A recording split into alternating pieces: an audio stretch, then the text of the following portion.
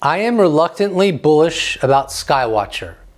I think they may be onto something and might be able to prove we're not alone, but they have a difficult journey ahead. This video focuses on Skywatcher's most recent episode, Mapping the Unknown, which is their second installment. To begin, I want to underscore that Skywatcher is not merely the Secret of Skinwalker Ranch TV show. No shade on what they're doing, but comparing them is objectively unfair. From my perspective, the most significant difference is that Skywatcher is actively seeking peer-reviewed analysis, which they intend to publish. While Brandon Fugel's operation at Skinwalker Ranch may intend to do the same, they've been on air since 2020, and I haven't heard any updates regarding peer-reviewed results. Furthermore, Skywatcher isn't a TV show, and as far as I can tell, has no intention of becoming one. In fact, they don't even want to take a long time to achieve their goal. Yeah, I think we're not letting our foot off the gas. Like, we want to continue to refine, expand, improve the operations, the rigor of the experiments. The first two were essentially learning trials, right? I think now we're hitting our stride. And I think we're already going to see quite dramatic shifts in the level of information we're able to collect. And so I think it's not an unreasonable extrapolation to, also, set a target downrange for us to aim at, right? Like, this shouldn't be like a indefinite activity, like that goes on for year after year after year, and we keep moving the goalposts, right? And it becomes this kind of, thing, right? We want to make a clear statement. We want to achieve a certain level of confidence. We want to achieve a certain level of high confidence in the data that we're gathering, and we want to share that with the public as soon as possible to resolve these questions as quickly as possible, right? We have no interest in just having this be an indefinite thing. Like, we want to get to a conclusion. We want to get to a resolution on at least some of these questions, right? I think a lot of these questions that are going to then be opened up are going to take a lot longer to resolve, but I think that's where we want to shift the conversation as quickly as possible. I can't tell you how refreshing it is to hear that from Matthew Pines, Skywatcher's strategic advisor and informal spokesperson. On April 3rd, Skywatcher's X account posted the following: "We have made significant progress in our field research, and the Skywatcher team is prepared to set an ambitious but achievable goal to scientifically resolve whether electromechanical signaling or neuromeditative interaction are credible and repeatable processes for attracting UAP by the end of 2025. This incredibly simple yet profound objective underscores how quickly they aim to achieve this feat, aligning with what Matthew Pines previously suggested. Ross Coulthart succinctly describes what Skywatcher is ultimately trying to accomplish. So at the heart of this is proof of perhaps the biggest story in human history, that potentially we may not be alone. Yeah, that's certainly one of the possibilities of where this is going. And that's really exciting for all of us. I mean, we're all human. We're all in awe of that idea. And but we have to be very careful about accepting whatever the outcome is. And it's not going to be anything boring, I'll tell you that. But exactly what it is and where it comes from, those possibilities keep broadening. Now, I don't know how much clarity they'll achieve regarding the origin of these objects they allegedly summon. But if by the end of 2025 they scientifically demonstrate that electromechanical signaling, sometimes called a dog whistle, or neuromeditative interaction, sometimes referred to as CE5, reliably attracts UAP in a repeatable way, we will indeed enter a new world. This would constitute a profound scientific mystery. You obviously can't summon balloons. Balloons aren't sentient or intelligently controlled. So if Skywatcher proves that electromechanical signaling or neuromeditative interaction can consistently attract unknown aerial objects, it essentially proves we're not alone. World-famous UFO skeptic Mick West raised an objection on April 8th the day after Skywatcher's second episode was published, writing, "The Skywatcher HQ paper describing the multi-stage framework of investigating UAP is actually quite good. In stage 4, where they are now, they discuss crowdsourcing the analysis and releasing the data to the public. Why have they not done this?" I'm pleased Mick West himself complimented Skywatcher's scientifically grounded multi-stage framework. UFO Titan also chimed in, asking Skywatcher's strategic advisor Matthew Pines whether they had reached stage 4 yet. Pines responded by quoting the very white paper Mick West had complimented earlier. He shared 2 excerpts from the paper, which I'll read.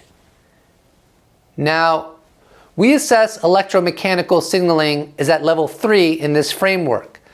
This will progress toward level 4 when we are able to release controlled data sets, engage an independent third party for analysis, and transition to external observation of experiments.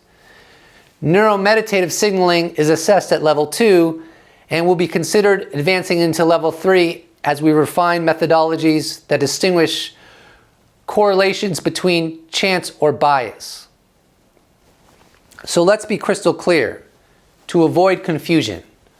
They are not yet at level 4, meaning the peer review process has not started. Here, Matthew Pines discusses level 4 of their process, which they haven't reached yet. And then level 4, get that to be peer reviewed. Right? You want to get that independently tested, get others to sort of poke at your data, poke at your conclusions, try to assess, well, was this actually a misidentification of something that you didn't account for? Is there something in that environment that otherwise could explain that?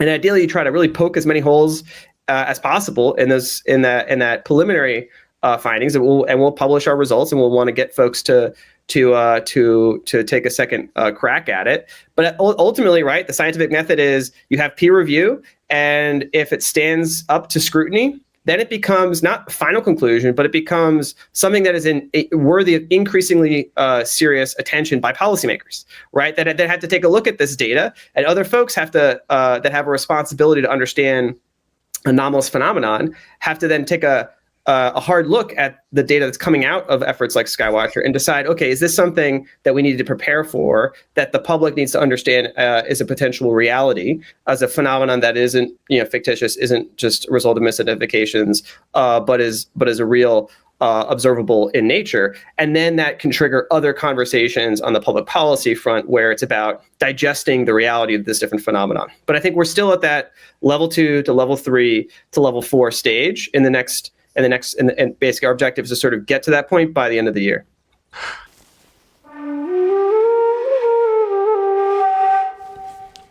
So the usual question I get is, where's the evidence? Where's the data? In science, just having data doesn't mean anything. So the reason there is a scientific process is because it works and it's replicable. And it's a standard upon which all science is accomplished. So by doing and using those kinds of approaches here at Skywatcher, we're going to be able to collect the data, get it peer reviewed, not because the peer review tells you that the conclusion is right, but because that allows others to look at what it is that you did and determine whether or not you did it right. So that hasn't been done anywhere yet. It's been done in bits and pieces here or there, but this is now a comprehensive framework for accomplishing the goal. Between what the strategic advisor Matthew Pines stated in the previous clip and the one that I just showed you with Dr. Gary Nolan, immunologist of Stanford University, I think we've covered our bases in underscoring that Skywatcher is employing the scientific method. Even world-renowned UFO skeptic Mick West stated that the multi-stage framework that Skywatcher is using for investigating UAP is, and I quote, actually quite good. And this is important because this isn't like some fantasy or some hype machine. It's also not infotainment, as some probably are going to want to say. It is science, it is a scientific method, and they will either demonstrate that electromechanical signaling or neuromotor meditative engagement attracts UAP or it doesn't. And there's really no in between. Let's continue. One of the most interesting aspects of the second installment of Skywatcher's video series is we're introduced to a gentleman named James Fowler, who is the head of the technology side of Skywatcher. This guy is extremely interesting. And as we progress in this video, I'm going to share graphics with you with quotes. We are going to surgically examine a bunch of quotes from the Skywatcher episode 2 and analyze them and see what can be revealed from them. This will help me to build my case as to why I am reluctantly optimistic that Skywatcher is going to prove we're not alone. Because there are hints within the second video that maybe haven't been talked about that much. Alex Klokas asked the head of technology of Skywatcher the following, and I quote, "So, how did you end up here, out here in an undisclosed location in the desert, looking up at the sky and looking for UAP?" To which he responds, to which James Fowler, the head of the technology side of Skywatcher, responds, "Well, after my career, I started several companies and started running different projects for the government as a subcontractor. And through those activities, we started noting anomalies, and one thing led to another. Now we have what we believe is compelling data on UAPs."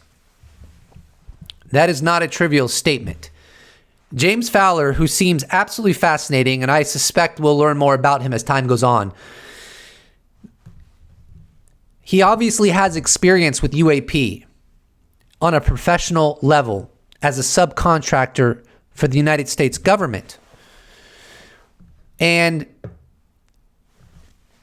as you'll begin to understand, Skywatcher appears to have been around quite a long time. While the videos we're watching now of Skywatcher are new, that doesn't mean they haven't been studying UAP for quite a long time. I mean, for example, a question that arises is how did they develop the dog whistle? How long did it take them to develop the dog whistle? Or if you want to call it the electromechanical signaling device. We don't know, and that's not discussed in episode 2, but it's contextually obvious that they did develop the dog whistle and had help from people like James Fowler, who in his past was a subcontractor for the US government, running different projects that he didn't reveal, and through those activities started noting anomalies, and somehow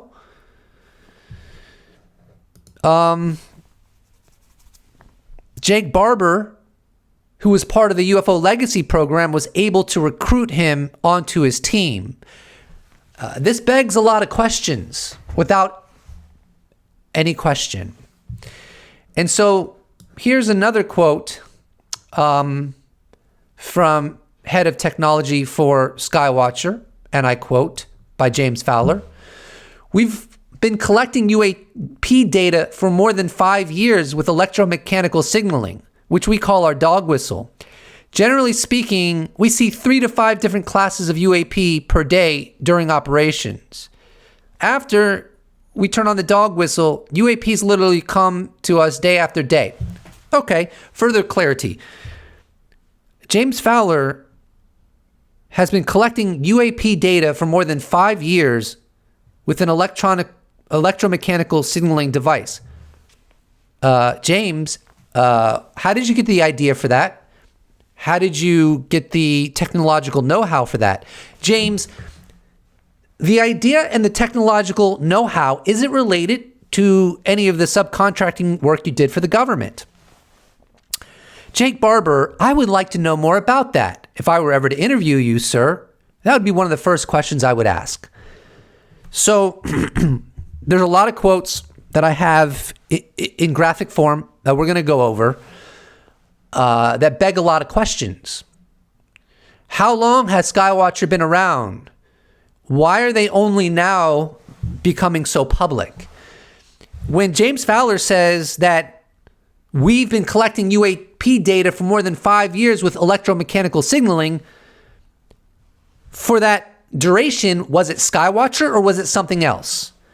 Some serious questions. However, in reference to the case I'm trying to make, from a contextual standpoint, this is a good sign, because if James Fowler and the Skywatcher team have been doing this a very long time, that supports the idea that they're justified to have the confidence they do. When Jake Barber has stated that he feels good about proving UAP reality within a year, is that coming out of nowhere? Is that like just some kind of deep, profound hope within his heart? Or is it based on experience that he and James Fowler have not explicitly shared with the public? I would argue the latter. In fact, let me scroll up in my transcript and see if I can find it real quickly.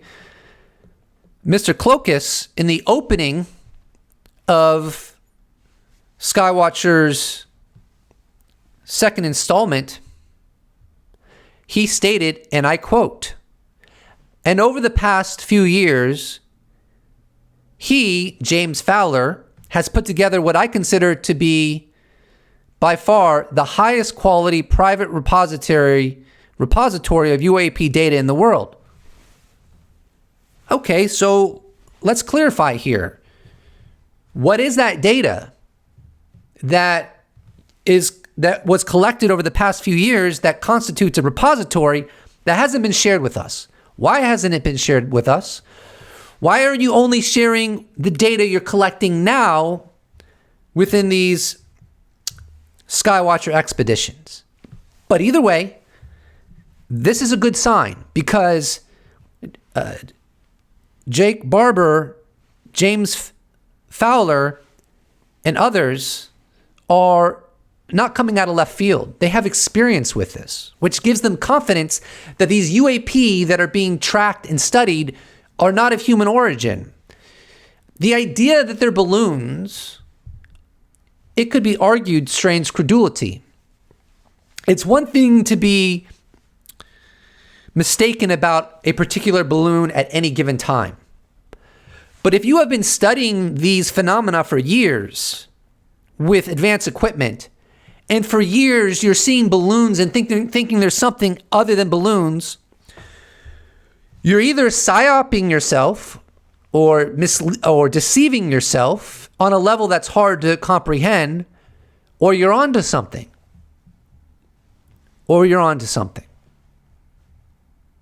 I would argue the latter is highly plausible. Here's a really interesting quote by James Fowler, and I quote, "It's a game of chess, right? They're actually probing us to validate our capabilities. If this is an advanced species and is smart enough to do what it's doing, they have the upper hand, and we are the little ants under the magnifying glass." I'm really pleased by this sentiment by James Fowler, because it's relevant to a thesis that I have emphasized, perhaps ad nauseum, which applies to my alien AI hypothesis and applies to one of the premises of that hypothesis, which is non-human intelligences are intentionally contributing to an ontological stalemate. And what that encompasses is quite simple. The non-human intelligences allow enough of their presence to filter through the conversation within which we might refer to as UFO history, and in the weird way the US government and other governments deal with this issue. So there's a trace left behind by the phenomenon. But that trace is meticulously engineered so that it's not of the caliber of smoking gun. On the other hand, governments, intelligence agencies, aerospace companies, and militaries do have this smoking gun evidence. And I've hypothesized that is not merely the result of one side has better sensors than the other, or one side has more experience with UFOs than the other. I think it's a lot more complicated than that. I think it's an engineered artificial construct by the phenomenon itself. And I think that Mr. Fowler kind of alludes to that in some way. From, I'm taking liberty here, but he kind of alludes to it as far as I'm concerned when he says they're actually probing us to validate our capabilities. Now let's be clear here. If the phenomenon wanted to display itself in a way that was stunning visually, there's nothing holding it back from doing so while Skywatcher is running their cameras. And we're going to explore that further as we progress in this video. There's a lot to be said about this, and I suspect Mr. Fowler and members of the Skywatcher team understand this too, even if only implicitly. Now, to be fair, Skywatcher can still prove their hypothesis that electromechanical signaling and neuromeditative engagement is attracting UAP, even if they don't get any footage that is stunning and completely unambiguous, because they're not just using video cameras, they're also using radar, infrared cameras, and maybe other technologies. And so they can piece that together, put it under peer review, and still prove they're dealing with something highly anomalous, even without the stunning footage that we all want. On the other hand, the phenomenon might at some point choose to reveal itself in a way that is unambiguous and is clearly not a conventional aircraft. I hope that happens, by the way. Let's move on to something Finn Hanley of Finn365 YouTube channel shared with me. He makes animations of people's unambiguous close encounters of UAP. I will link to his channel below. It will be the first link in the description. Why his interviews with these witnesses and his animations are so important is because it reveals that the phenomenon under certain circumstances is willing to display itself utterly unambiguously. But yet, when people outside of what we've spoke about, the military, intelligence agencies, aerospace corporations, and governments try to document these experiences, they fail 100% of the time. How do I know that?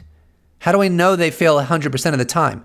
Because if they've ever succeeded, it's never been brought into the public domain in a way that proves this presence, because we're still debating whether it exists or not.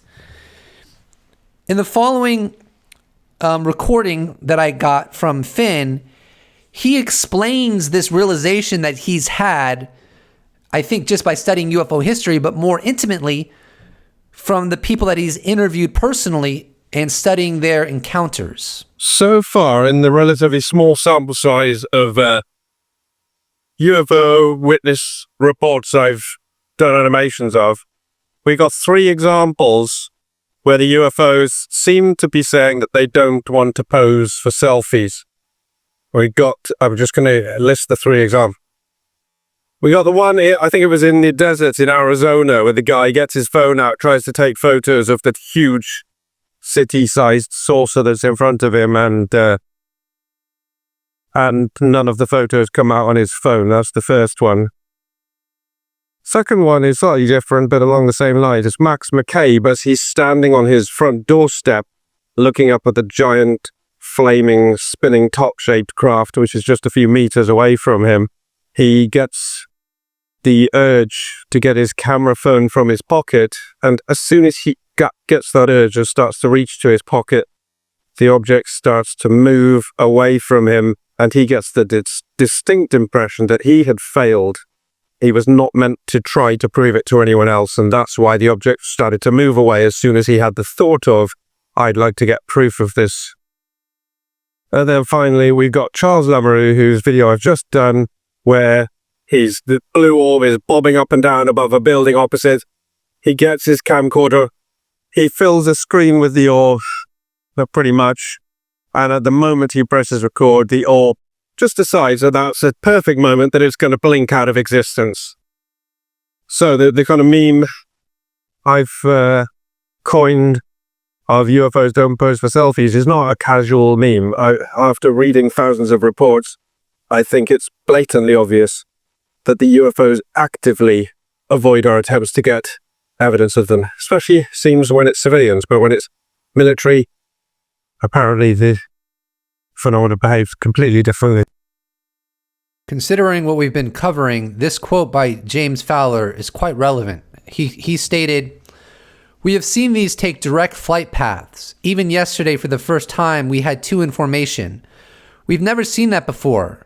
We chased down one of those two, and it deviated its flight path as we approximated. And then it elevated directly straight up, as in directly vertical." This quote by James Fowler is interesting on multiple fronts. First of all, he said that we chased down one of those two, and he's referring to the Jellyfish style UAP, and that it deviated its flight path as we approximated. Approximated means as we came closer to it.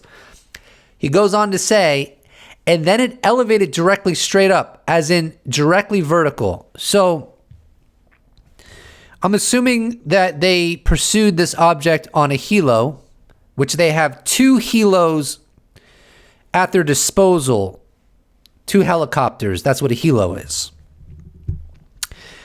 And it evaded their attempts to get closer to it. So that falls into what me and Finn Hanley were discussing about how UAP evade getting good evidence of them.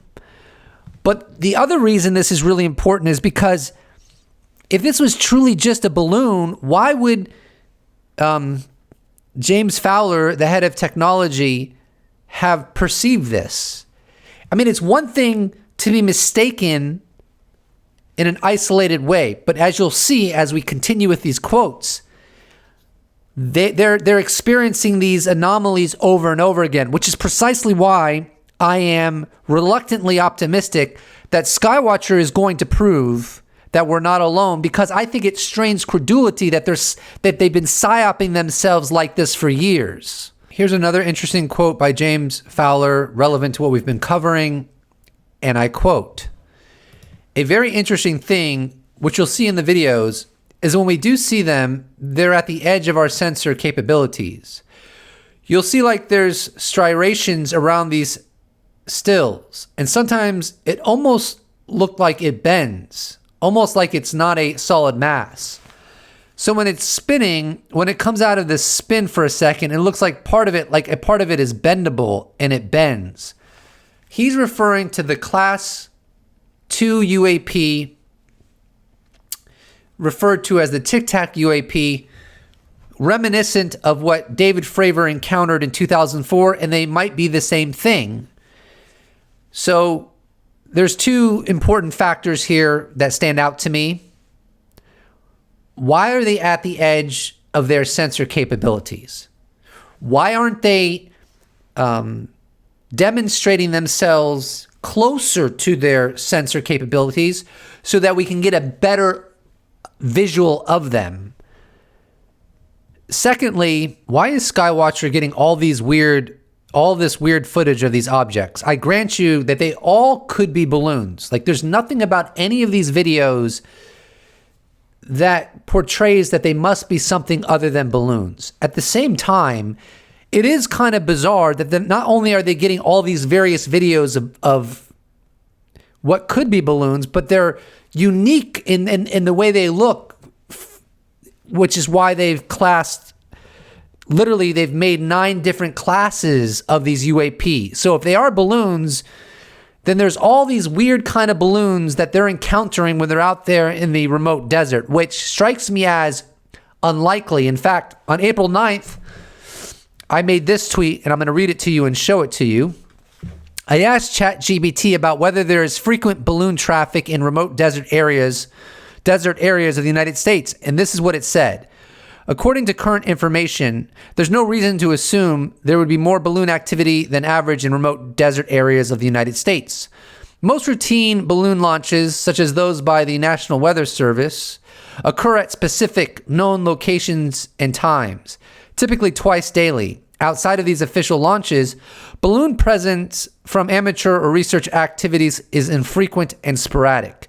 Therefore, consistent and varied sightings captured by Skywatcher in remote desert regions are unlikely to be fully explained by typical balloon traffic alone, making their evidence potentially more compelling.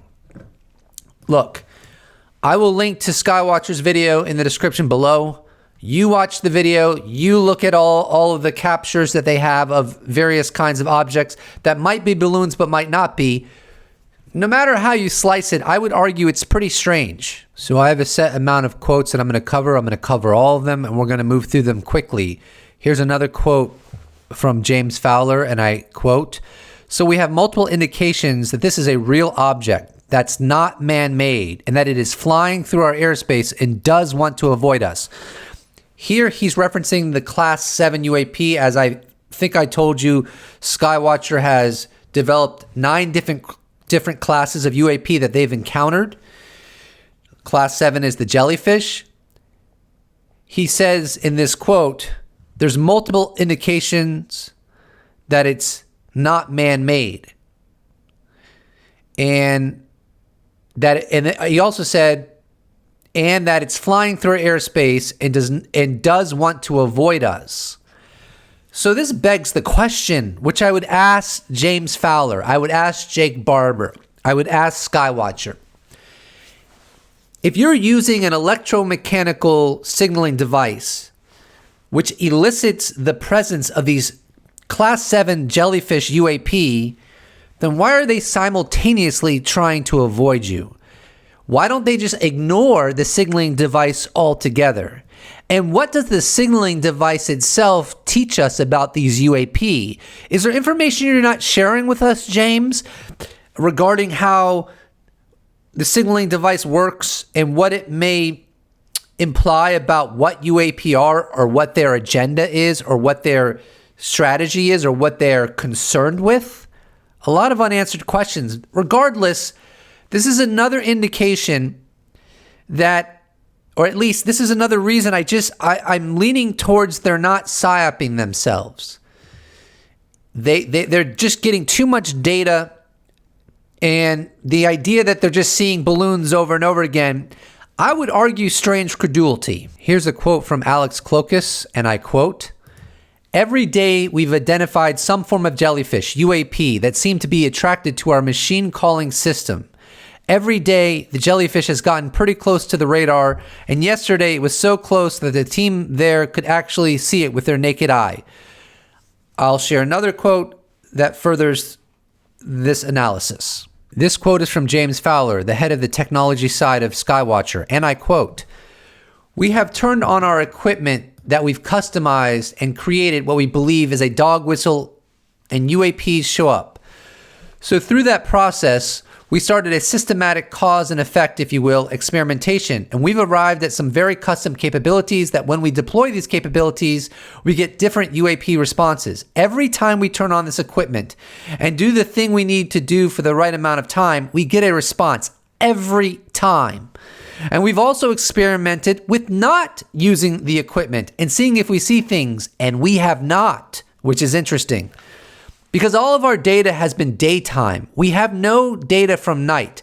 None of our data are lights in the sky that you have to squint your eyes and put your finger on your nose and hope you see what you want to see. No, our data is broad daylight, often well lit like this. Maybe in a desert data that's very, very viewable. We've had over 300 sorties now of UAP incursions into our airspace where we're working. One big takeaway from this quote is that James Fowler, the head of the technology side of Skywatcher, explicitly stated that every time they turn on the electromechanical signaling device, they get UAP activity. Every single time, 100%. He also stated that when they don't turn it on, they don't get this kind of activity or any activity at all. So if they can prove that and subsequently have it, peer reviewed, to check their logic and their methodology in proving it, then that will absolutely progress this conversation about UAP. But I would love to know why are they attracted to the signaling device at all? I would love to hear James Fowler comment on that, because that might teach us more about UAP in general. Okay, so I reviewed the quote that I just shared, and James Fowler did in fact say that when they don't turn on the electromechanical signaling device, they don't have any UAP show up. So if that's true, that cannot be ignored on a scientific level. In the following clip, which is from a recent interview that Jake Barber did with Ross Coulthart, along with the strategic advisor Matthew Pines, Jake Barber said something really, really important. They've actually launched balloons into the sky themselves to see if it creates the same kind of signature as whatever else they are detecting. Let's play that clip. And admittedly, a lot of this stuff looks like a balloon, like you could take a Mylar balloon, and we've actually played with that in the field. We launch our own balloons to see if we can deep fake our own data by launching balloons and seeing if we could manufacture something that looks like the anomalous stuff we're seeing. And balloons get ruled out pretty quickly when you take into account wind, because balloons are going to move pretty close to the vector or the direction of travel of the wind, and pretty much at the velocity of the wind. So as soon as you start moving perpendicular to the wind or at any angle not directly downwind at velocities different than the ambient wind velocity, balloons get ruled out pretty quickly, despite how much you want to believe that it's a balloon, because there are classes that look like it could be a balloon until it starts morphing and changing. Like, balloons aren't going to change the way they look, and their radar signature also is something that's pretty distinctive. Now, I'm not one of our radar operators. I'm not an analyst for radar, but I'm in our tactical operations center when we're looking at this stuff, and I can tell you that the last thing any of us want is to look foolish by putting something out to the public and saying we think it's anomalous, and then having it easily explained away by all the armchair quarterbacks watching the internet around the world. Here's a very relevant quote that complements what Jake Barber just said in that previous clip. This quote is from James Fowler, and I quote, "So yes, we do look at the wind. We don't look that hard at it. A lot of these objects are moving faster than the wind. A lot of them will do maneuvers such as the Tic Tacs. We see them come straight down as if from space, tumbling and spinning, at Mach 2 plus. It's important to note that all of the classes, every single one of them, we have characteristics that are unexplainable with current human technology and our current understanding of nature. So it just so happens that to track hypersonics, to track stealth, to track drones in non-ideal conditions or aircraft in non-ideal conditions is the same technology you need to track UAPs by building the system net new and calling it Skywatcher. That's what we've done. We've architected, designed, and or building and soon integrating this next generation technology. So we're actively working with and seeking more third-party non-ufologists, physicists, scientists, academia. We want them to come and analyze our data and produce third-party independent analysis." So this quote by James Fowler really helps to underscore why I'm reluctantly bullish with Skywatcher. I took some notes from that quote that I want to highlight. He stated, "A lot of these objects are moving faster than the wind." Okay, if he can technologically demonstrate that or prove that, then they're obviously not balloons. He said, "Tic Tacs coming straight down as if from space, tumbling and spinning at Mach 2 plus." Again, if his technology he is the head of the technology side of Skywatcher, can demonstrate that they're coming from a high altitude to a low altitude, tumbling and spinning at Mach 2 plus, then they're obviously not balloons. Finally, he stated, every class of UAP we see have characteristics that are unexplainable with current human technology and our current understanding of nature. So we have two options here. One option is James Fowler and the Skywatcher team are psyoping themselves, deluding themselves, deceiving themselves, thinking they are seeing something highly anomalous and outside the range of human technology when they're not. The other possibility is the reason they're getting these readings on their technology over and over again, the reason that they're only seeing UAP when they turn on the electromechanical signaling device is because they're actually documenting something truly anomalous, which may be of non-human origin. I lean very reluctantly to the second option because I find it hard to believe they could be doing this so methodically and getting everything wrong.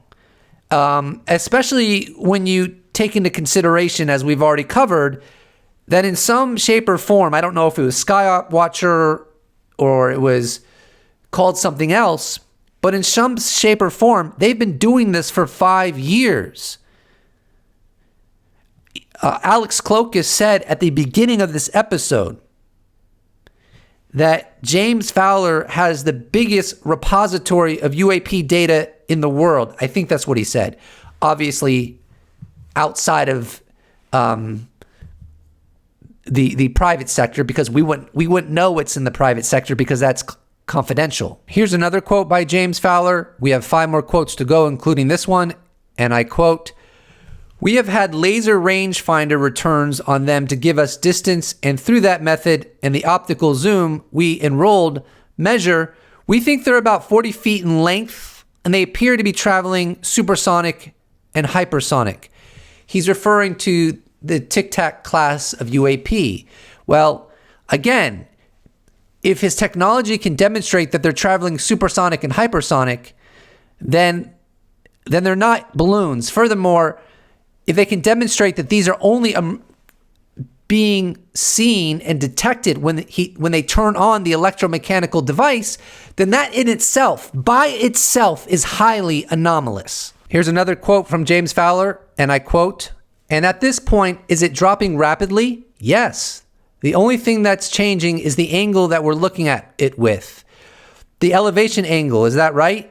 Yes. And we're moving in a downward fashion. The system operator is having a very hard time keeping in frame because it's falling so fast. So you can't zoom in, and our servo motors don't move that fast. So our equipment can't handle the zoom factor with the speed."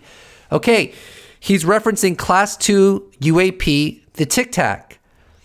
And he's saying that it's moving so fast that the equipment that tracks it is having a hard time keeping it in frame because the Tic Tac is falling so fast.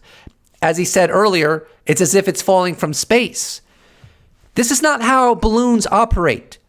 Balloons don't travel so fast that tracking software can't stay with it. So again, either Skywatcher is psyoping themselves or they are onto something highly significant. I lean toward the latter. Let's continue. Just 3 more quotes to go. Here's the third one we're on. This quote is by James Fowler, and I quote, "Here you can see it's tumbling and spinning on multiple axes as it comes through the frame. And you said this is going perpendicular to the wind and faster than the wind? Yes, it was on radar. It was on imagery, multiple bands.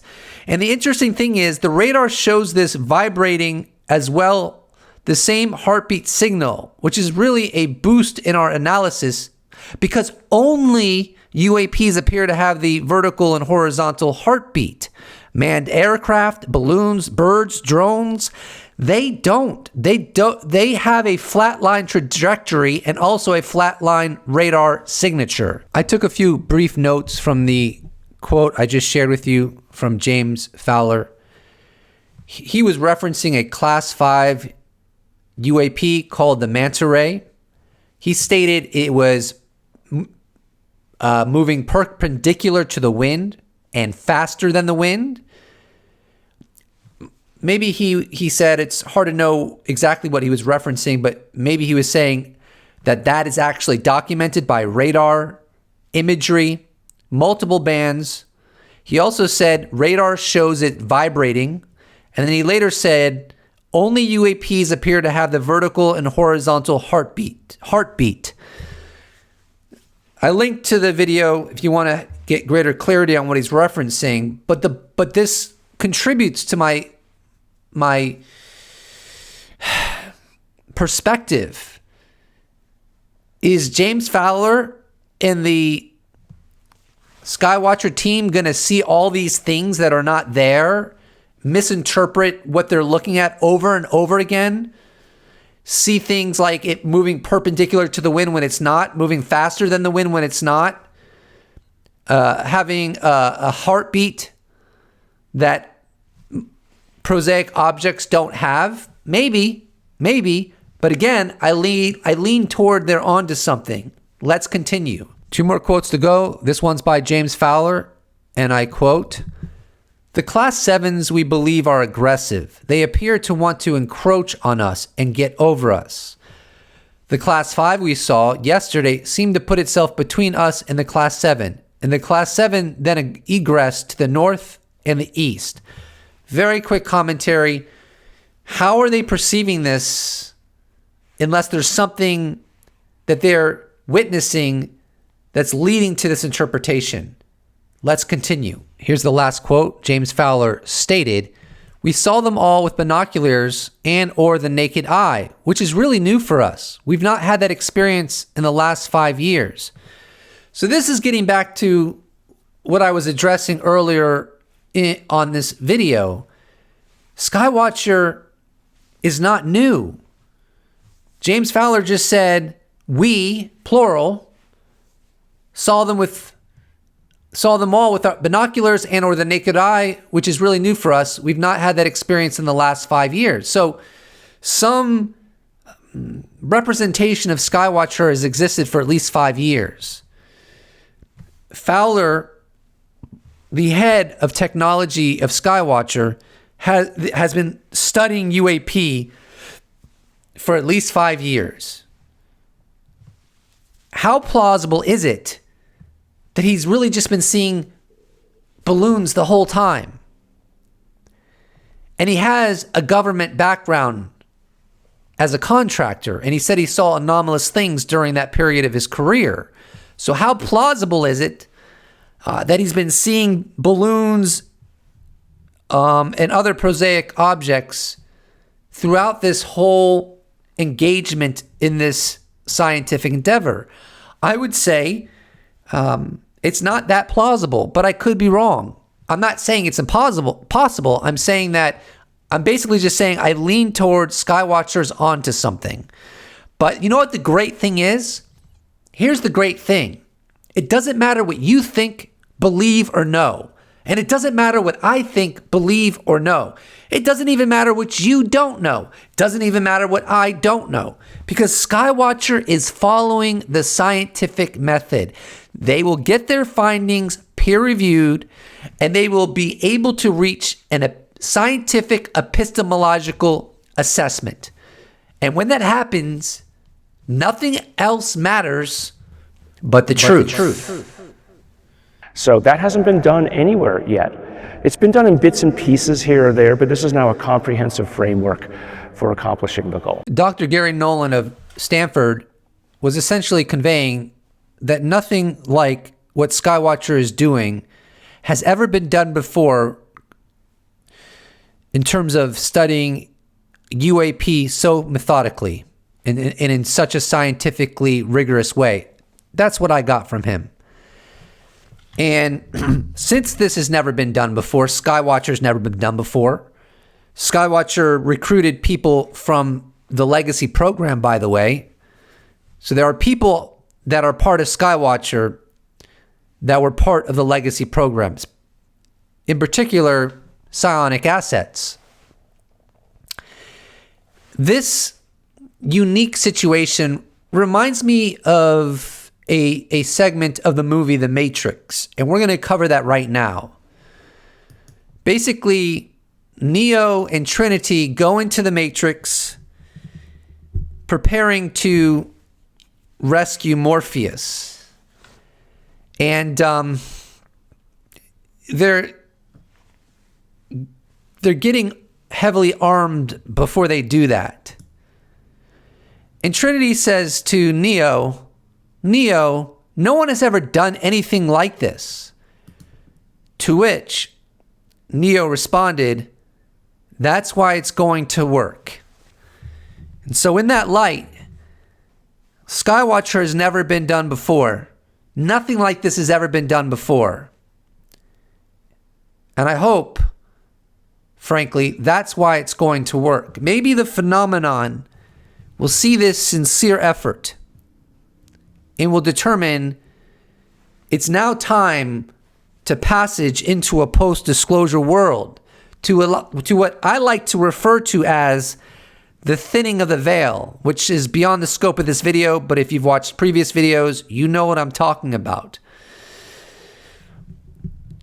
I think the phenomenon has all the cards.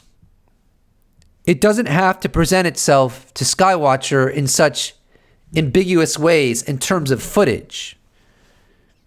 But maybe Skywatcher is attaining other forms of data beyond the footage, such as radar data, that will seal the deal in proving that they are witnessing highly anomalous objects. Whatever the case, I tend to think that the phenomenon itself chooses when disclosure happens. It's not that we as the public should not hold governments accountable. It's just that maybe governments have been baited into a cover-up to begin with, and the phenomenon has been orchestrating a relationship with humanity in such a meticulously engineered way that they know what they're doing, and disclosure comes at a time when they see fit.